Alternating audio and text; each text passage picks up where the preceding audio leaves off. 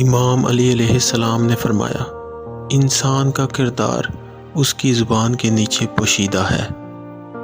اگر کسی شخص کے کردار کا پتہ لگانا ہو تو اس کو سخت غصے کی حالت میں دیکھو۔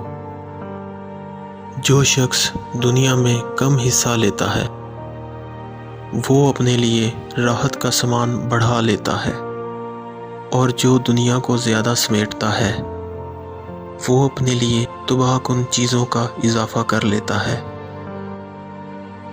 وہ گناہ سب سے بڑا ہے جو کرنے والے کے نزدیک معمولی ہو۔ برے افعال والے شخص کی صحبت سے بچو، کیونکہ آدمی اپنے ساتھیوں سے پہچانا جاتا ہے۔